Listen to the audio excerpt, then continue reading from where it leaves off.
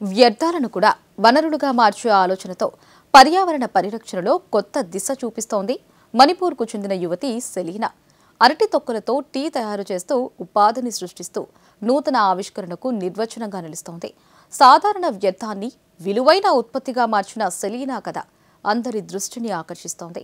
ఆ విశేషాలను ఈ కథనంలో చూద్దాం.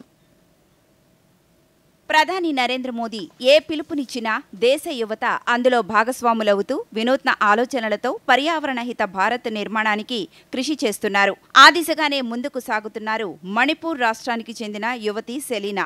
మణిపూర్ రాష్ట్రానికి చెందిన యువతి సెలీనా గత కొంతకాలంగా పర్యావరణ సుస్థిరతను ప్రోత్సహించే వ్యాపారాలపై దృష్టి సారించారు.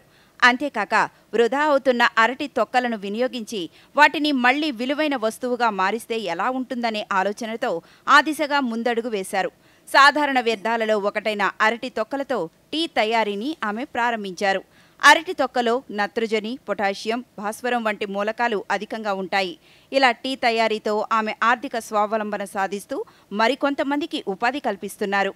సెలీనా 2024 జనవరిలో స్వయంగా టీ తయారీని ప్రారంభించారు. ఈ టీలో ఎలాంటి రసాయనాలు లేకుండా సహజ రుచిని అందిస్తాయి.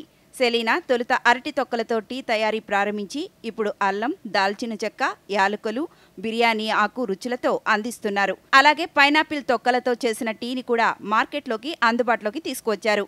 ఈ ఉత్పత్తుల తయారీకి కావలసిన ముడి పదార్థాలను బనానా చిప్స్ తయారీ యూనిట్స్ నుండి సేకరిస్తూ స్వయం సహాయక బృందాలు, రైతు ఉత్పత్తిదారులతో కలిసి పనిచేస్తున్నారు.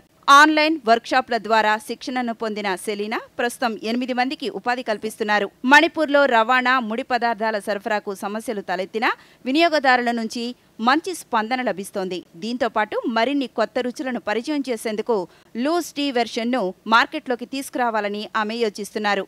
ఇతర రాష్ట్రాలకు కూడా ఈ టీని అందించేందుకు కృషి చేస్తున్నారు.